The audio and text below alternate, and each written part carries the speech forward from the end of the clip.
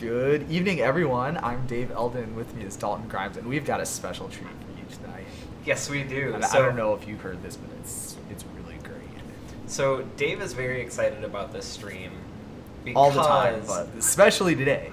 Because this is literally David's job in our region. Well, one of them. One of them. I mean, like all the rules, ones I get excited about because that's also my job. But this is your designated position that you were selected for by committee, which is saying a lot. Dave is our conference lead. Yes. In our region. So that's tonight right. we are going to be discussing judge conferences. Yes.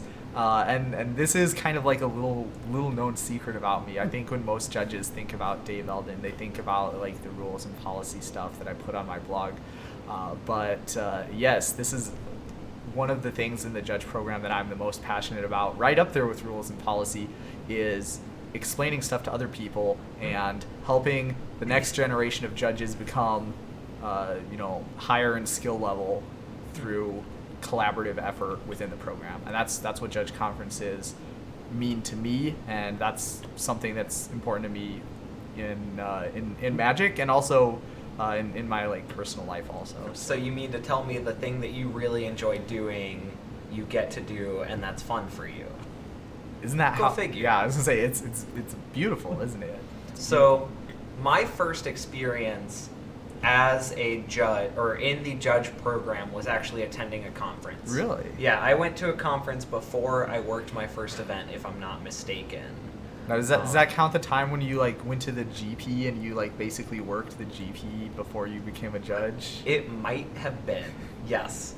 So I attended an L1 boot camp. The emphasis was on focusing on training L1s to be the best that they can and to run events under their own power.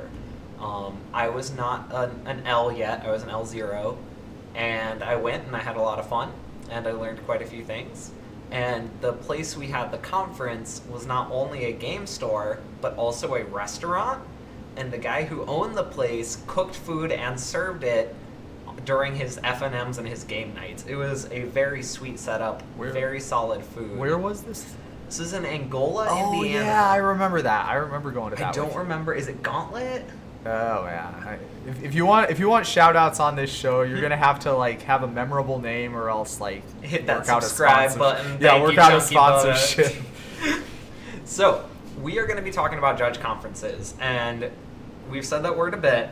So Dave, what is a judge conference? I know that's pretty open ended because there's a lot of different things that go into it. But at its core, what is a judge conference? Yeah. So for me, what a judge conference is it's a framework for judges to help other judges to improve.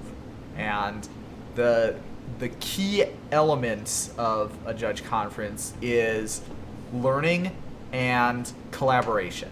So, for example, when you read a blog, like Judging for the Win, for example, or you watch some YouTube videos, or you watch a really awesome Twitch stream, those would be examples of learning, hopefully, right? But it's not learning in the presence of other people. Alternatively, if you get together for a bunch of judges after an event, for example, it happens all the time, and you go to a museum together, or you do some sightseeing in whatever city the event that you were in was at, or you go out to grab a meal, that's judges enjoying each other's company, but the focus isn't on learning. And so a judge conference is something that brings those two together.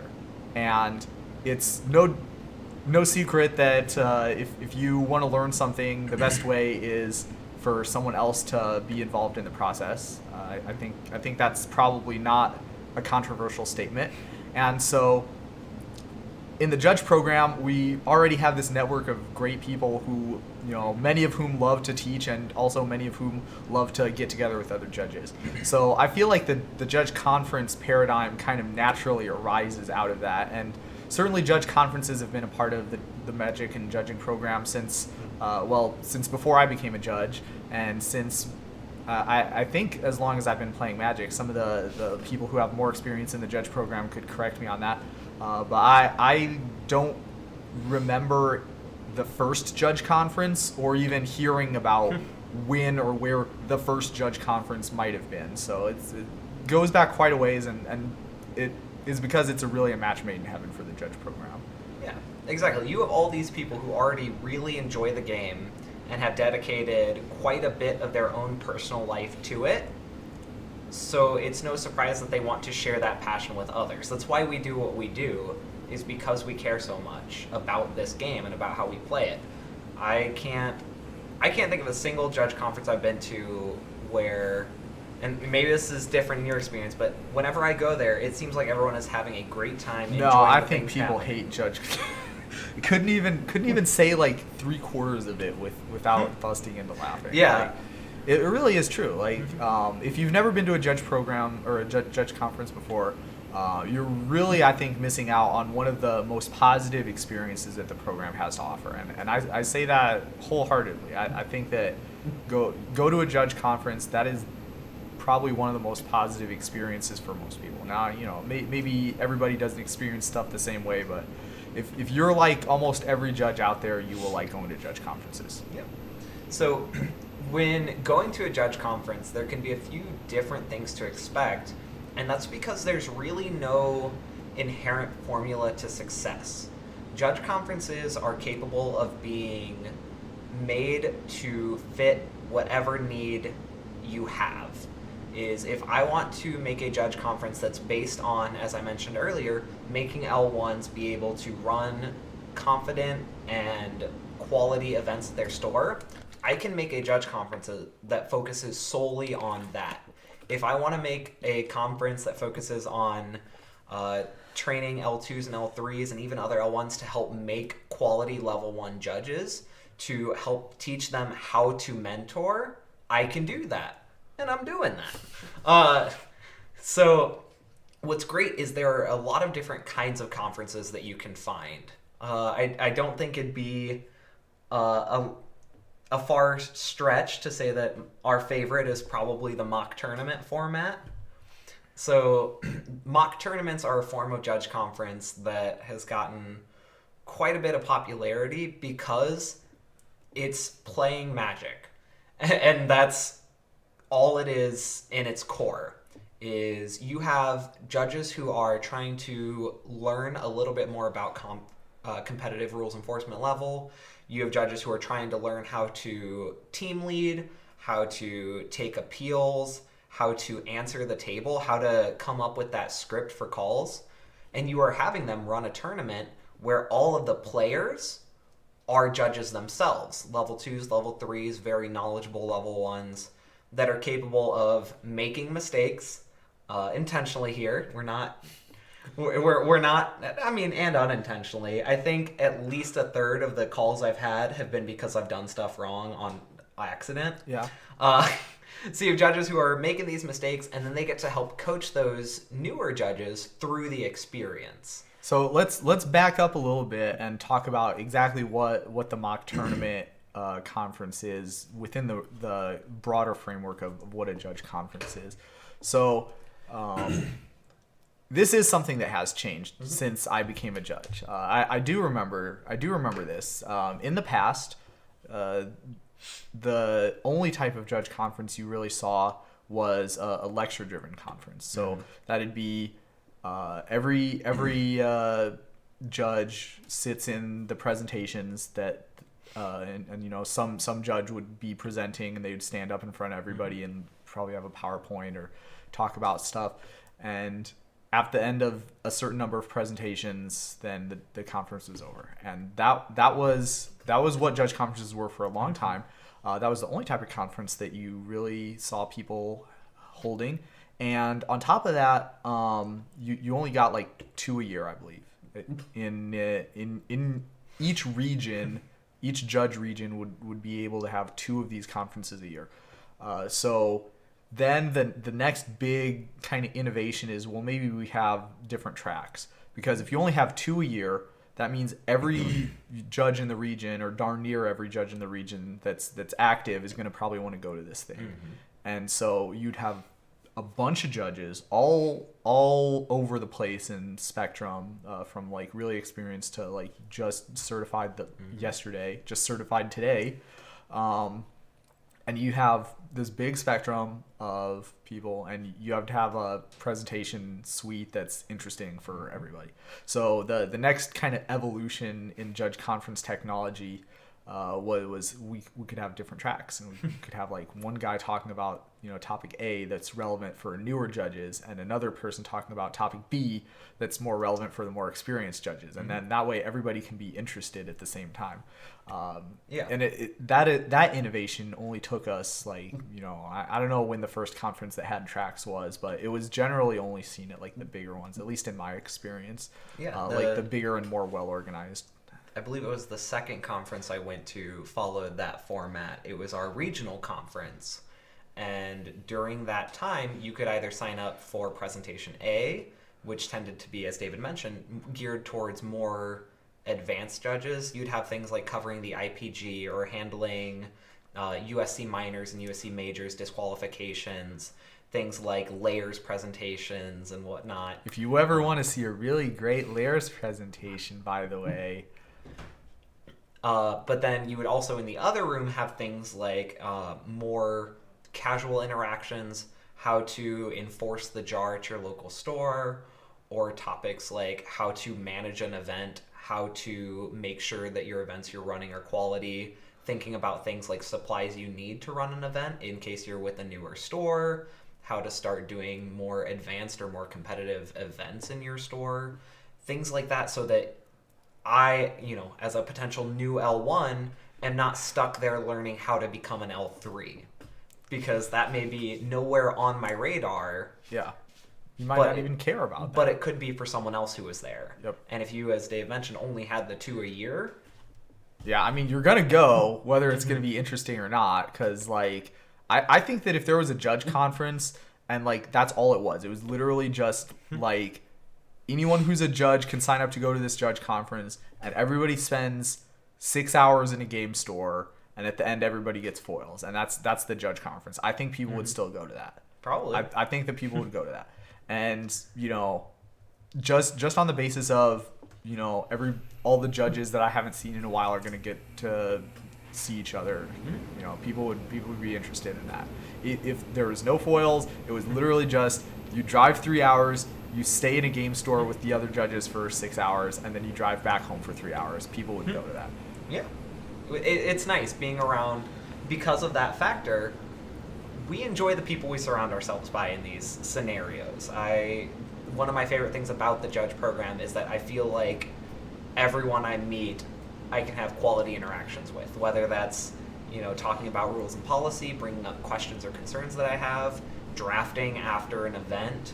I feel like the people who are going out there and putting themselves out at these events are quality people to hang around with. So yeah, exactly. I mean, even if you're just spending 6 hours in the store with someone, even if it's a topic you really don't know a whole lot about or really don't have much of an interest in, or already are really familiar with, because it's like, one of the topics geared towards inexperienced judges, and you are an experienced judge, you can find ways to make that quality for everyone. Yeah. So yeah, you start with those seminar style programs, the ones where you have someone at the front and they're speaking, just like any college lecture series you might have had. Yeah. And then you started to see the divergent paths. And that's not to say that these systems are outdated or that these systems don't work, because they still do. You can still find these conferences out there. Yeah. And there's nothing wrong with that. The first conference I presented at was, you were up at the front, you gave your presentation, you elicited feedback, and then you would sit down for the next presentation. And it was great. I felt like I learned a lot from presenting at that, and hopefully I taught a few people something from my presentation. It's not that mock tournaments have now replaced everything, that I skipped ahead to that because it's the only fun part. It's just a different style. Yeah. So after the tracks, in my opinion, the next really big piece of judge technology came from when they opened conferences up. And so similar to how F&Ms were, it used to be that every store got to run one F&M, and then the winner, the second place person, and 2 random people got the F&M promos that week. And that's the only people who got that. There was 4 F&M promos per store per week. And fortunately, that's not how F&Ms work anymore. Yes. They fixed it so that stores could run like a modern and a standard F&M, for example. Or, they could have a big store that had lots and lots of players could get more promos so that it wasn't just like, 1% of their player base getting promos every week. Yeah. So that same sort of thing happened to judge conferences. And it used to be each region gets 2 a year.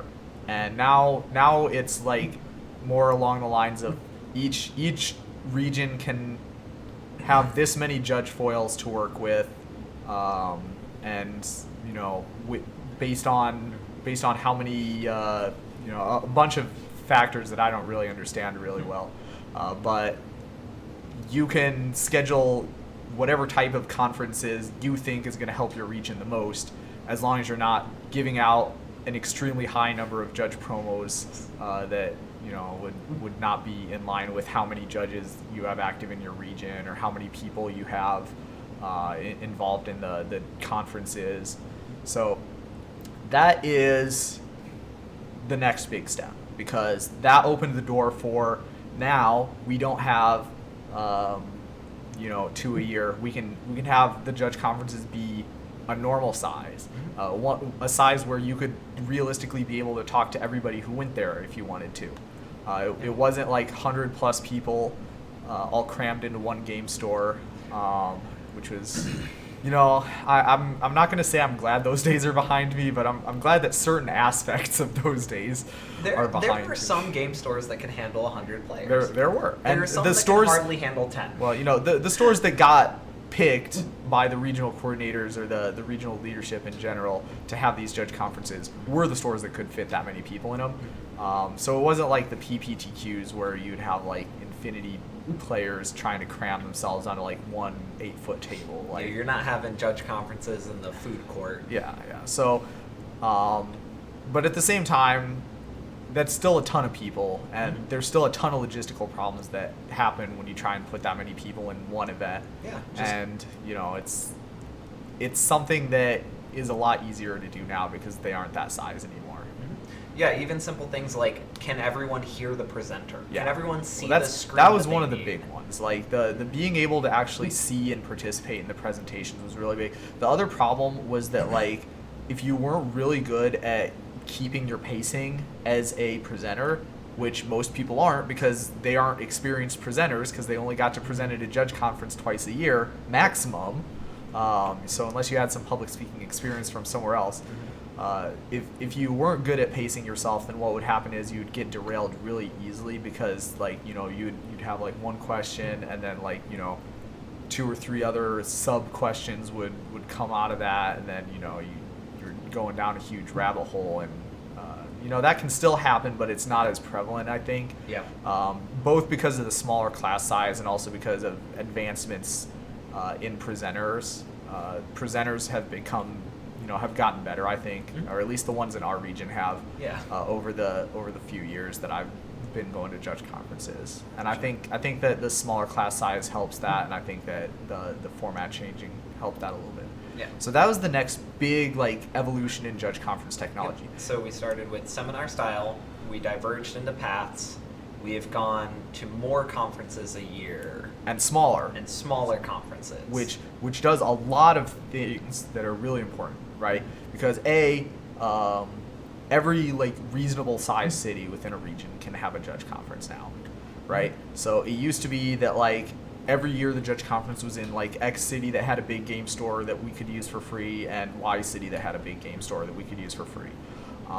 And like there was like some variations. Maybe there was like 3 or 4 different cities, and like they kind of took turns. But from my experience, it was mostly like we have the one here and we have the other one there, and that's where they are. And so if you didn't happen to live close to either of those places, which could absolutely happen in a region that covered several hundreds of geographical miles or kilometers, then you're kind of not in a great position to go to a judge conference. I mean, so that made it really inconvenient. If you think about the way our region is set up, the Great Lakes, we have members of our community that are in the Upper Peninsula of Michigan, and then we have folks down in Kentucky. And so if the folks who are in that UP need to go to the judge conference that's in even just Indianapolis, Indiana, that's a solid drive away. You're looking at UP hotels. is kind of a bad example because that's not close to anywhere. That's the point, though. Is that if you're in that region, if you're in that part of the region, and your conference, your region only gets 2 a year, then you're either driving as far as you can to the point where you might need hotels for a judge conference, or you have to go find something out of region. That's still kind of true. If you're only one judge in the Upper Peninsula, okay, maybe now you're driving to Detroit instead of driving to Indianapolis, but this does solve another really big problem, which is that the second and third biggest cities in an area didn't automatically get disenfranchised. Mm-hmm. So for example, Fort Wayne is a great city for judges. Yeah. There's as of the publication of this, there's 3 really highly active level 2 judges who live in Fort Wayne, which is the 2 of us and also Patrick Cobley. Shout out to Patrick, who is an awesome human being and judge.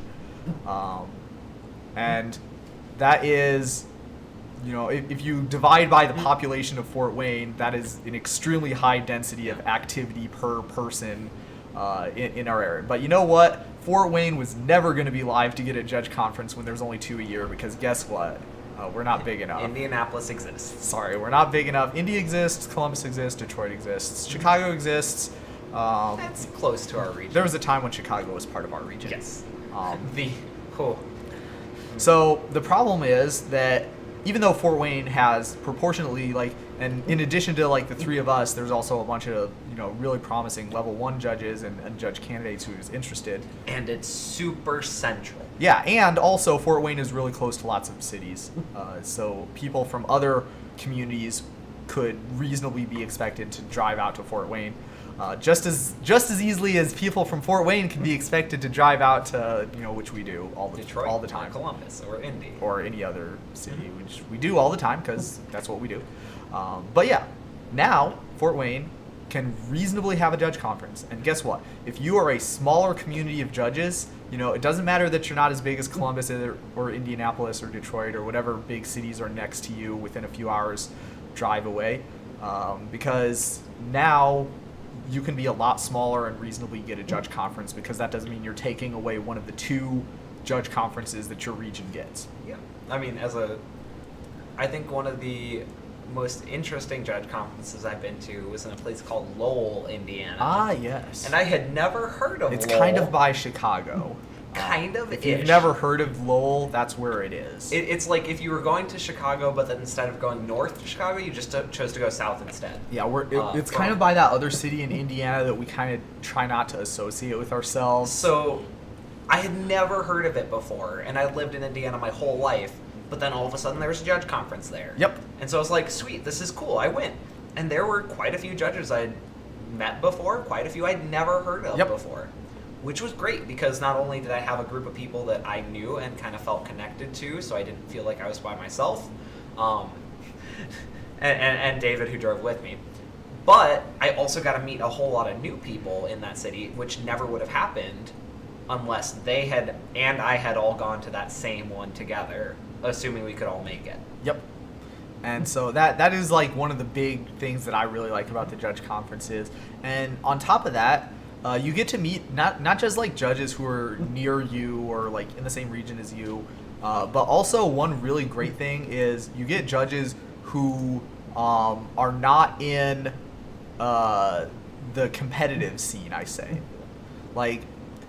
I judge a lot of GPs and SCGs, and I really like judging at competitive relevance and big events, because that's the sort of magic that I like to judge. If you are a really active, really great judge who isn't interested in judging those types of events, then there is very little possibility for me to ever get to meet you unless you randomly go to a GP or an SCG, or I, randomly am like driving through your town and stop for an FNM or a pre-release that you're doing. Yeah. But you know what? With judge conferences, now you can actually get to meet each other, and it's beautiful. It's an amazing thing that only judge conferences could cause to happen, I think. Like, because they appeal to such a broad array of judges that even if you aren't one of the judges who's really big on the competitive circuit and does a bunch of traveling for that reason, you can still go to a judge conference and meet someone like that. Yeah, you still have a community. Yep. Because one of the greatest things about the judge program, as we sort of hit on earlier, is the fact that if you don't know something or if you're not the best at it, there's someone out there who does. Yeah. And so if you are looking for someone to help explain, say, hey, David, I don't understand layers to the best of my abilities, and I've heard you're really good at it. Could we talk about that sometime? Yeah. That's a lot easier to do when I'm at a venue where Dave is than to just, try to find friends Facebook and say, like, hey, RC, who do you know who's good at layers? Like, oh, well, there's this David Elton guy. Well, I go, great, that cool. and like, if I'm like talking to someone in person, it's like way more likely that I'll be able to successfully explain a concept like dependencies or something.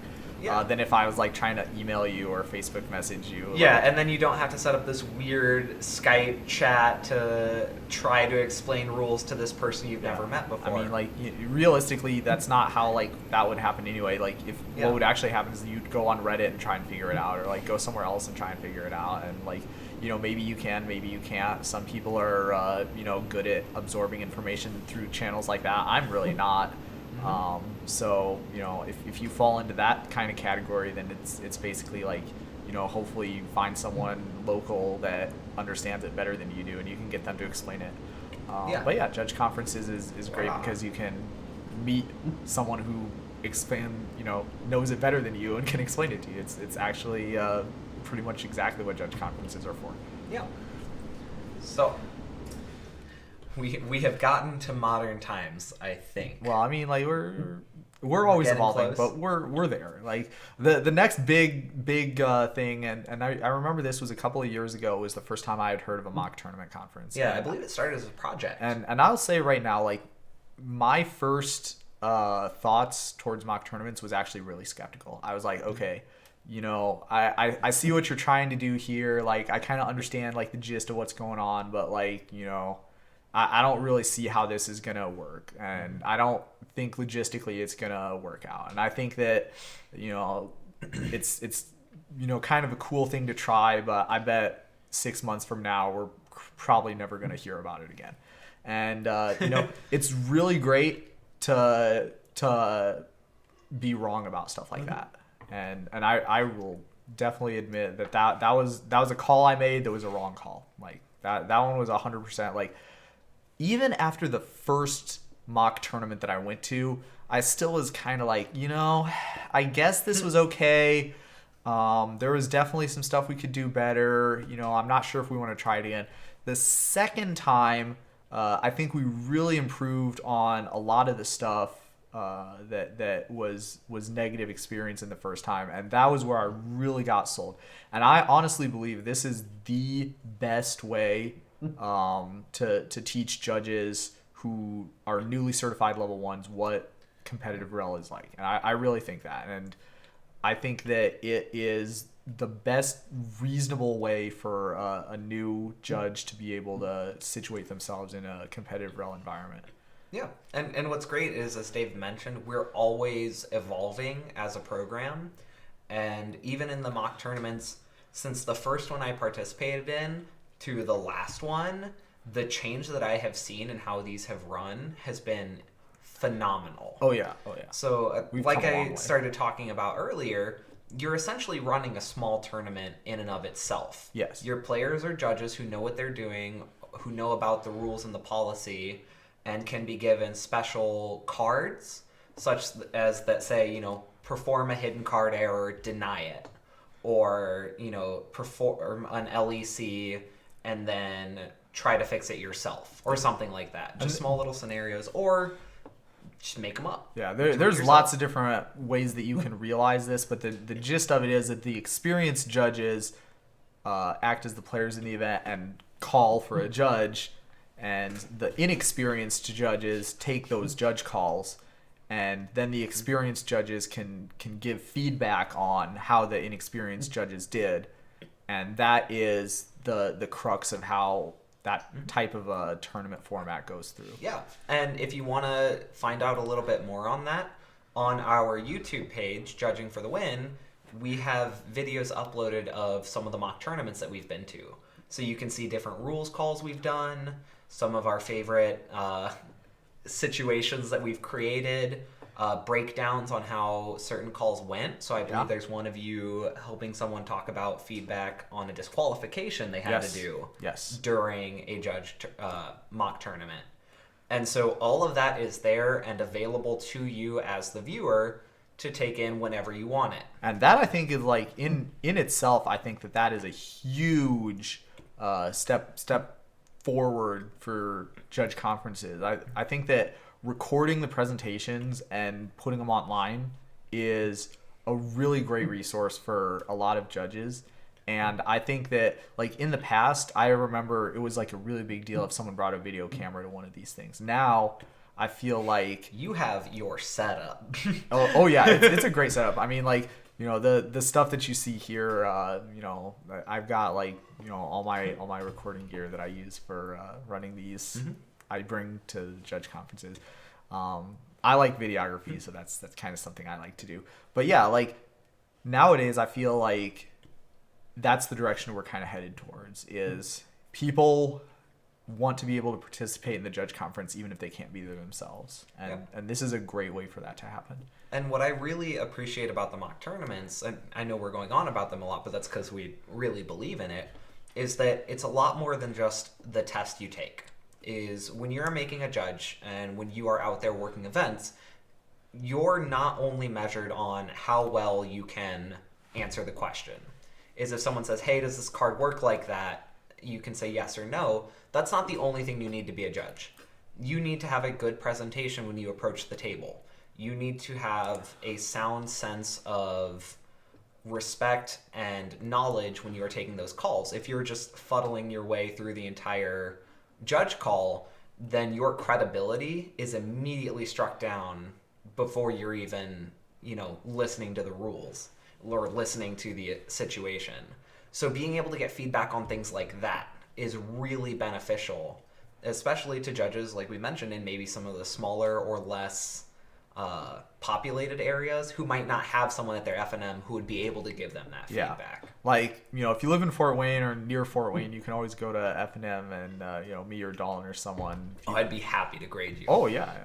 But, like, you know, if you live in an area where there isn't a bunch of really experienced judges to do that kind of stuff for you, how would you know what like, if you got put in a competitive relevant right now and a player calls for a judge and you walk up to their table, like, that's a skill. That I remember my first time taking a call at a competitive relevant. I sucked, like, straight up. Like, I sucked, man. Like, and that's the thing, is if you don't, my first call was everybody's but that's the thing. If you want to be good at something, you have to first commit to being bad at something. Right? Like, it's not possible for you to, like, spontaneously get all the knowledge and information.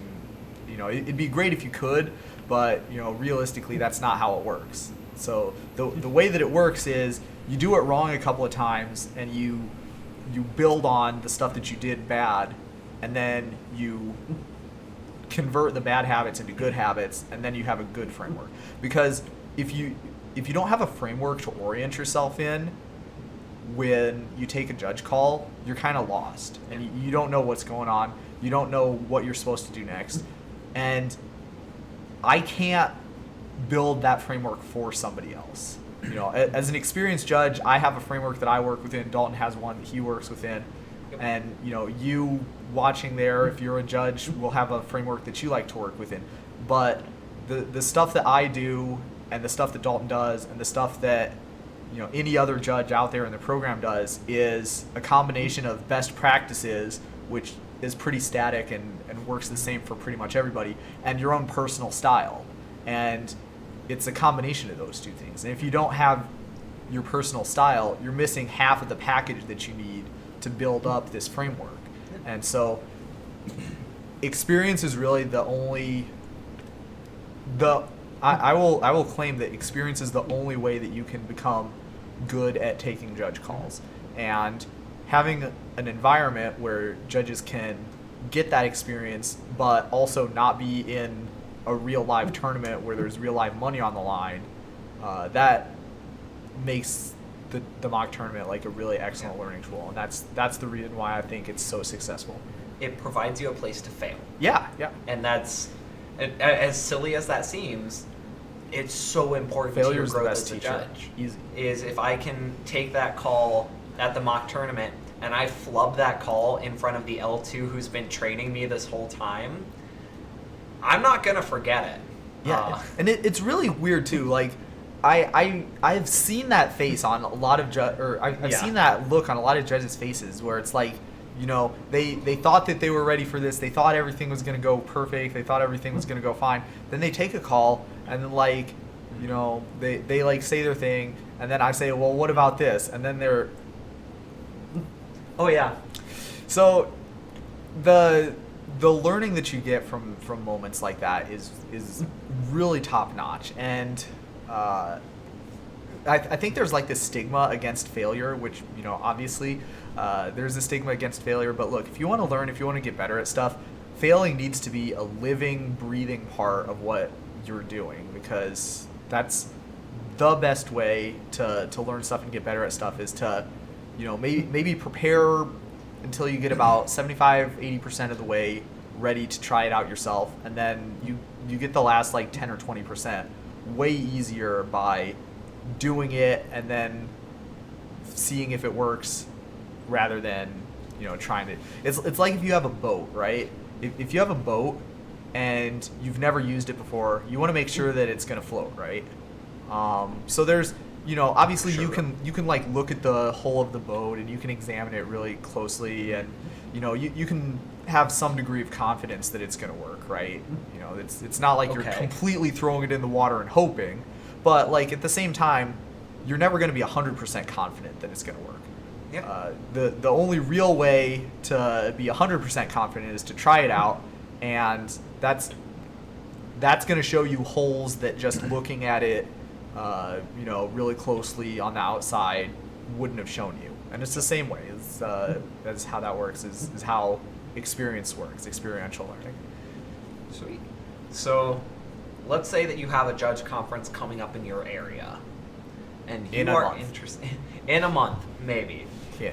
And you are interested in presenting. Oh, yeah. If that's something I want to do. So maybe we need a little bit more than a month of time. Okay, yeah. I always say... You see that the application is posted on Judge Apps for the conference in your area, and you think, man, I've been going to conferences for a bit. I think I'm ready to present. All right. What advice do you have to someone in that situation? All right. So first of all, one thing that I want to clear up right away, because this is like kind of a common myth, and it's a myth that kind of has its basis in truth, because when you look at presenters, a lot of judges think I can't present because I'm not experienced enough. And when I say that myth has a grain of truth in it, what I mean is that most of the time the presenters are really highly experienced judges, and the reason for that is kind of obvious. The experienced judges have the most experience, so that means that they have the best chance of being able to pass on some of that experience to other judges. So obviously that makes sense, but it definitely is not the case that if you are a judge who isn't the highest echelon of experience in your area, then you have nothing to offer. Quite the opposite, honestly, I think. I would love to see more presentations by level 1 judges. I would love to see more presentations by judges who only work F&Ms or only work pre-releases and don't do a lot of competitive stuff. I would love to see more presentations where a judge draws on their experience from their real life rather than just their Magic Judge career. All of those are things that you don't need to be the highest experience level judge to be able to do. So that's the first thing. Now, getting back to your actual question is, what would I do? So, well, I'll interject there because Oh, yeah? I agree. Is you don't have to be the expert on the topic. That's fine. But you should be passionate about it. Don't pick a topic that you choose just because, oh, well, people should know this. I'm going to do mistriggers because those come up and people expect to learn and about I've seen that presentation before, and like, if you're expecting the energy that you might get out of Dave Eldon's continuous effects in 3 easy steps, you're probably not going to get that energy. Yeah, so pick something that you really care about. If I gave Dave Eldon's layers presentation in 3 easy steps, it would come out horrible.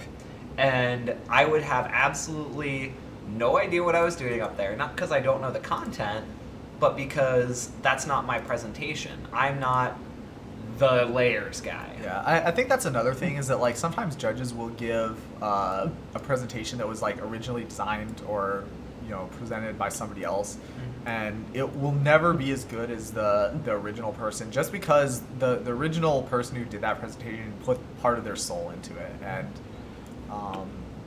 that's kind of a sappy way to put it, I guess, but I think it's really something that happens. Like, I am never going to be as intimately familiar with one of Dalton's presentations as Dalton is, because Dalton's the only person who knows all the decisions that he went through, and it's like, when I talk about this, I want to make sure that I have these specific points in mind, and I want to make sure I talk about this types of stuff, and that's something else I see. So that's my first bit of advice is, after you decide on a topic, like what Dalton says, start from scratch. If you have personally presented on that topic before, you can use that, but don't ask somebody else for their version of that presentation, even if it was a really excellent presentation, and adapt it. Don't do that. Rather, think about what you liked about their presentation, write those on a list, and be sure you talk about all the stuff that's on that list. Yeah, and I will once again interject and say, also don't be afraid to do it just because someone else did.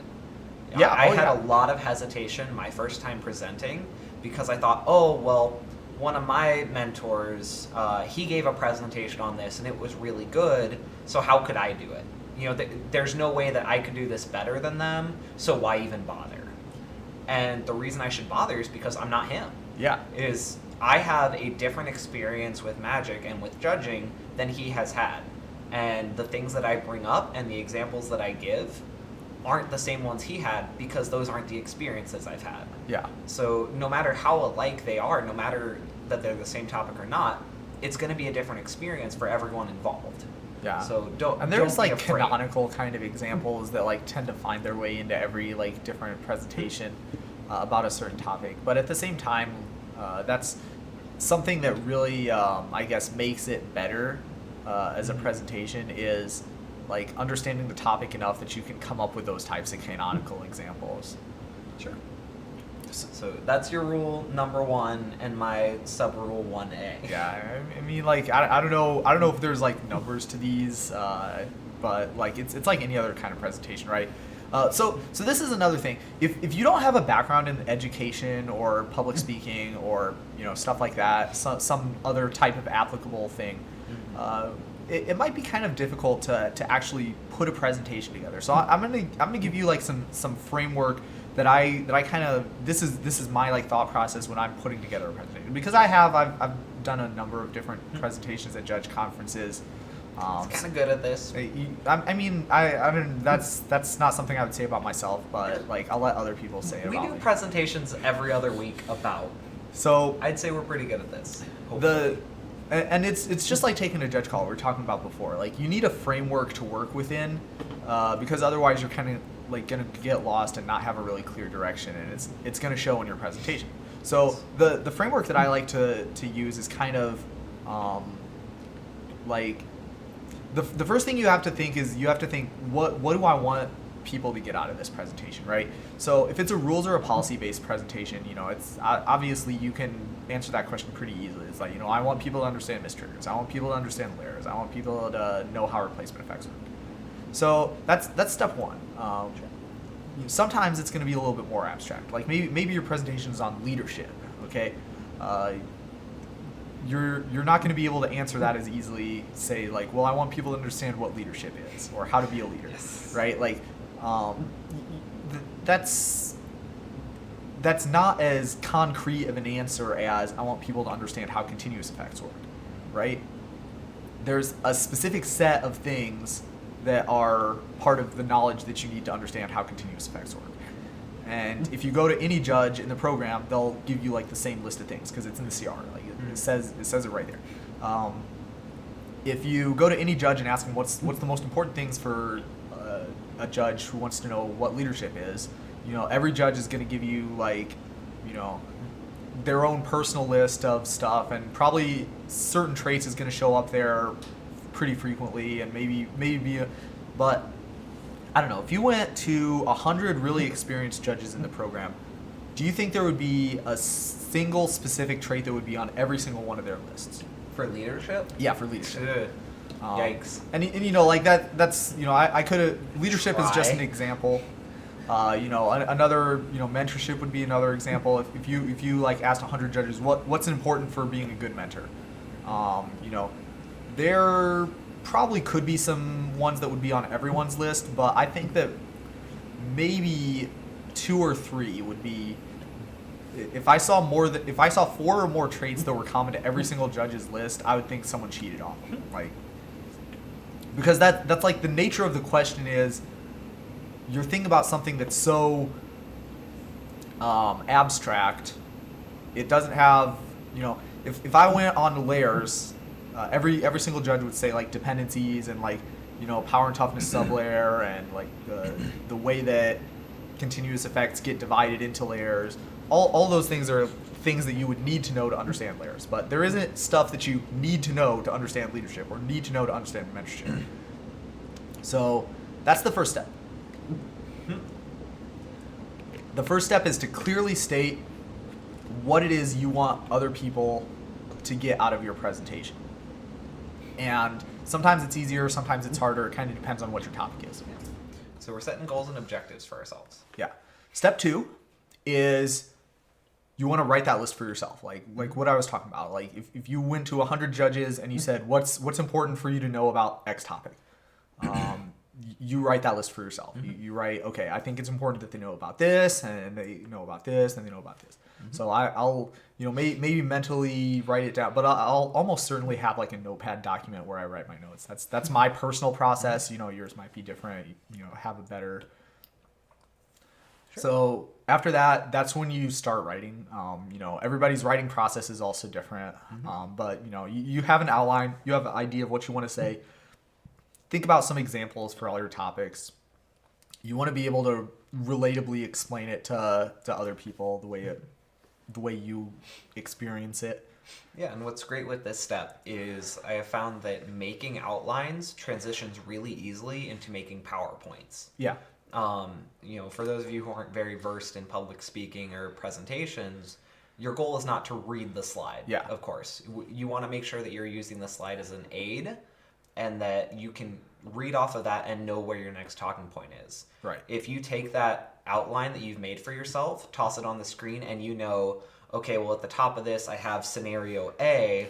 Well, I know the result. I know what the outcome is, so I don't need to put that on the slide. I can naturally get there. Yeah, and that's a presentational speaking kind of thing. If you don't have any background in that, that's a really important thing, is that on your PowerPoint, do not, make it so that someone could take you out of the picture and just look at the PowerPoint and know what you're talking about, because people will do that, and if you let them do that, then they will, and guess what, that means they're not paying attention to you, and guess what, that means that they're not probably going to be getting all the information that you wanted them to get. So you want to write like maybe 2 sentences is like my maximum for the amount of text that I put on a PowerPoint slide. Sure. And maybe you can do more than that, but that's like breaking a rule. So whenever you break a rule, you have to have a good reason for it. It's like you have to know you're breaking it. Well, no, I mean it's like when you deviate like from policy, you can, but you have to know why, and you have to be able to explain to someone else why it was a good idea for you to do it.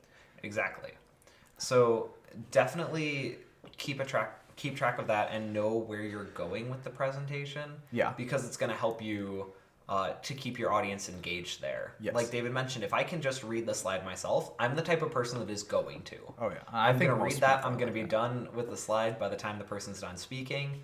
And if what they say doesn't deviate at all, I'm immediately turned off of that presentation. Yeah.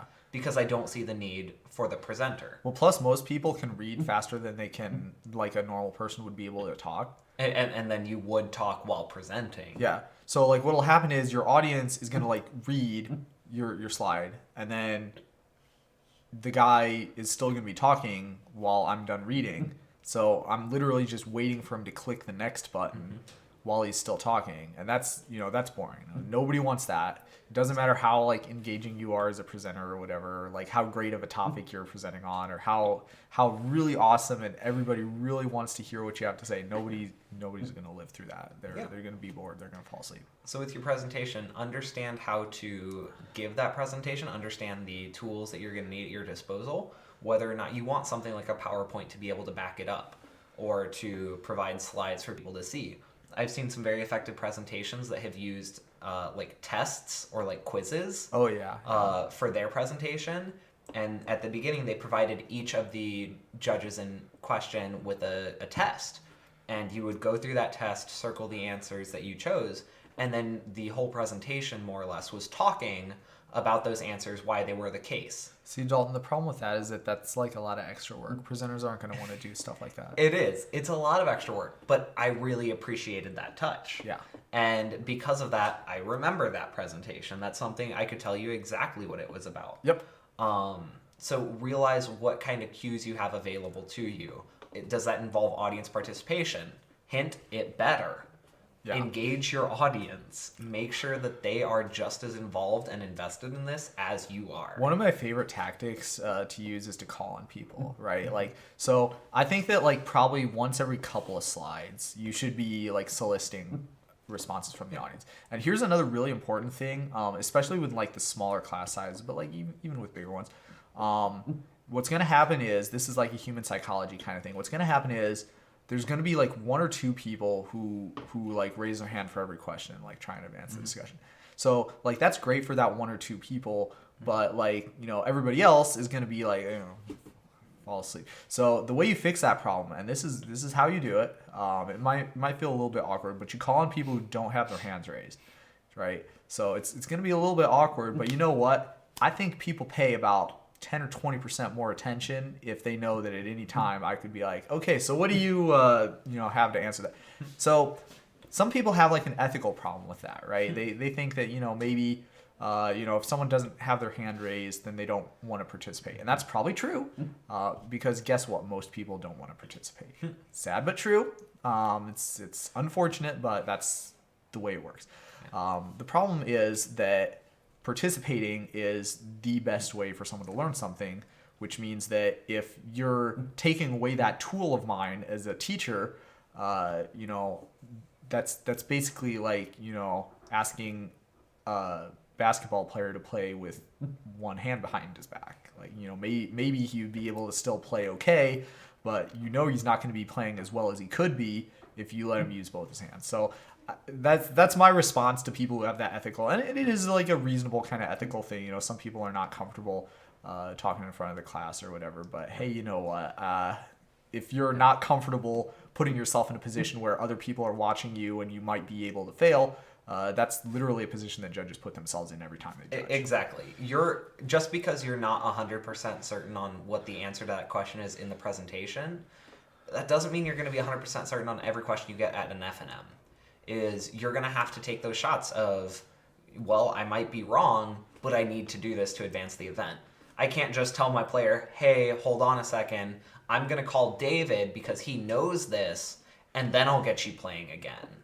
Like, I'm gonna have to make those calls whether I'm 100% on the answer or 90% on the answer. Even if I'm 55% on the answer, I can't just stall the FNM the whole night to try to find it out. You have to make that call. Yeah, and I mean, sometimes like, you're wrong. Yeah, if you get a little embarrassed because you got the problem wrong, that's fine. Hey David, I got a question. That's how it happens. Have you ever answered a question wrong at a judge conference? At a judge conference, I have. Have I? I have. Oh, I was gonna say, like, are we thinking of a specific story here? Like, but way back in what was that? Was that our first episode? It was close to the beginning, but yeah. Yeah. And so you get stuff wrong, and that's fine. It happens. You have to learn how to handle that too. So yeah, definitely learn a little bit about presentation. There's a lot of research you can do online on those topics. There's a lot of people that are happy to help you. I know folks who are, when I did my first team lead or when I did my first conference presentation, I had plenty of folks who were very excited to help out. And ask your mentor, ask the person that certified you, ask your friends. It doesn't matter if they're magic judges or not. Chances are they'll at least know something about presentations. Yeah. And this is another thing that kind of like dovetails back into what I was saying earlier. Like, a lot of people kind of think that like when I'm a judge, I can only use like my judging experience to help me in judging stuff. But you probably have real life experience that's going to help you be more effective as a judge. Yep. So, for example, for me, when I was in college, I was a TA, and so I spent actually like several semesters as a TA for a physics class. And hey, you know what?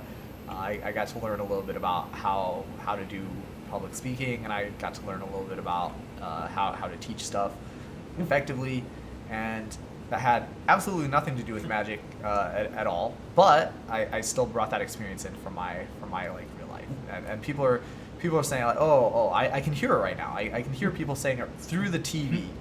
It's like Dave, obviously that was like a cherry picked example, right? Like, I'm and that's something that has nothing to do with magic or judging or presenting in my real life. So what do I have? Dalton, what's your real life background that you have?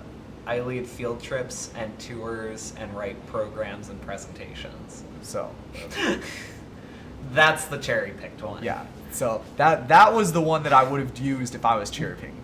Okay, but I get it, right? Like maybe your like real life experiences doesn't match like as closely with yeah. You're an accountant. Yeah. Okay, you're an accountant. But hey, you know what? If you're an accountant, you've got some stuff that's really interesting to know about. Like, I'm sure that if you're an accountant, you didn't get there without being detail oriented. So that's something that I think is an important thing for being a presentation.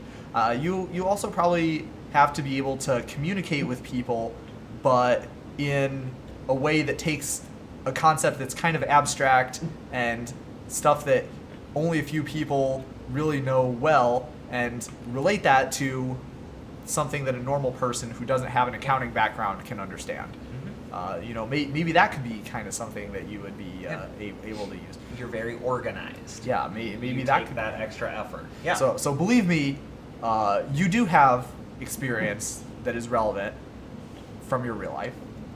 It doesn't matter what your real life is. Your real life could be, I'm a Twitch streamer who, well, okay, that's actually like extremely relevant, I think.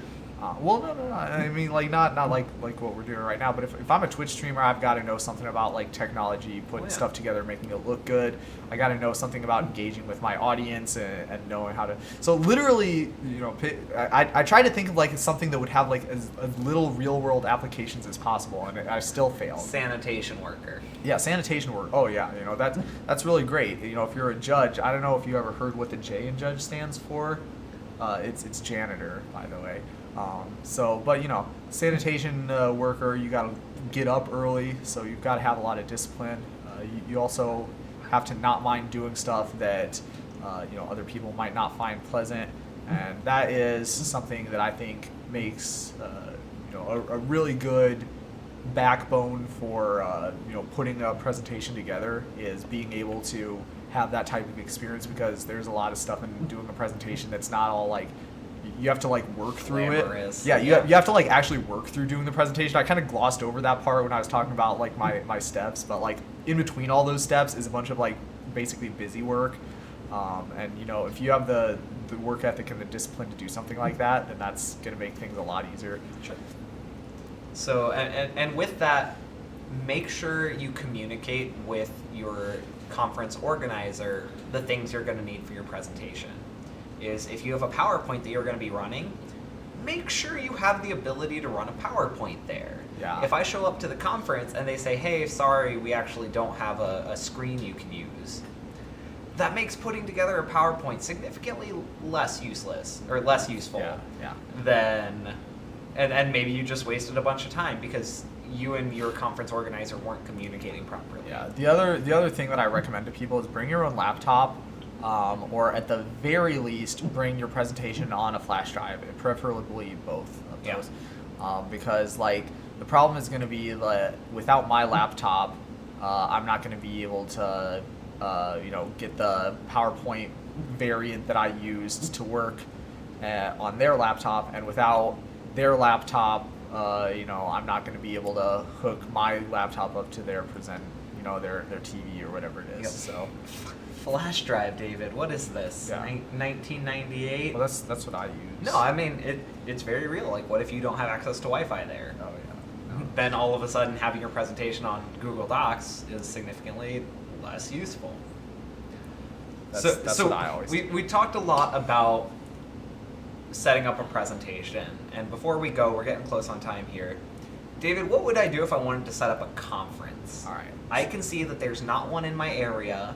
Maybe I've talked to folks, they haven't planned anything in Fort Wayne for a while. Does this sound like familiar to you? I already talked to you, Dalton. I said you got I said you got one in September. Sure. So what are the steps? What types of freedoms and liberties do I have with this? All right. So this is something that I can't give you like a definitive answer on, unless you live in the region by I was going to region. say unless you live in the Great Lakes region, in which case the answer is to talk to me because that's what I do in the Great Lakes region. But if you live in a different region, it's probably going to be either your regional coordinator or some other judge that your regional coordinator has delegated that responsibility to. If you don't know who it is, then you talk to your regional coordinator and you can find out which of those cases it is. But I will be I will say right now, before it was a lot harder. Like before, when there was 2 conferences in a year, you basically already knew who was going to organize both of them, and you basically already knew where they were going to be. Now it's a lot easier for a judge who's never run a conference before to get that experience. And if you're the sort of judge who is ambitious enough to take something like that on, then by all means do it. I would pretty close to guarantee you that most regional coordinators, if they got an email from someone who's like, hey, I'm interested in hosting a judge conference in like X area, they would be really excited to see that. Because that's something that they probably would like to see happen, and there's someone who wants to do that. So when you have that combination coming together as someone in the leadership, that's like and obviously assess that need. Is if there was a judge conference there last month, there's a judge conference this month, there's a judge conference going to be there next month. No, that's not going to happen. It's not, but be aware of that. Is if you have like back-to-back conferences in the same city because you want to do one and your friend also wants to lead one, that might not work out well. Perhaps you should communicate together and try to run that conference as a partner group. One of you could handle the logistics, one of you could handle choosing presenters and topics. Together you could collaboratively pick a focus for the presentation or for the conference itself. So, you might get put together with someone. I might say, hey, David, I was planning a conference for Fort Wayne in September. How's that sound? And he goes, oh, great. I was planning a conference in Fort Wayne for September. Let's work on this together. Well, all of a sudden, we now have a little bit more knowledge there. Yep. So, any questions from the chat before we sign off here? Know this has been a ton of information, and hopefully it's good information that y'all like to hear. But yeah, that is it's a topic very near and dear to me. Dalton, how would you say you feel about judge conferences? A foot and a half on like The near and dear, yeah. No, it's like located directly in my heart. I on absolutely this love side. judge conferences. I want to say last year we had 12 in the Great Lakes region. Yeah, it was. I want to say I went to about 11 of those. Not because Not because you had a carpool like not lined because up I had every carpool, time. because David was going to all of them, but because I really enjoyed it. Hanging out with all these different people and learning a little bit more and becoming a better judge, that excites me as a person. That excites me as a member of the judge program. Yeah. All right. Well, hope everybody had an awesome time hanging out with us tonight. Have an awesome evening. This is Dave Eldon Dalton signing off. Have a good See you evening, next everyone. time.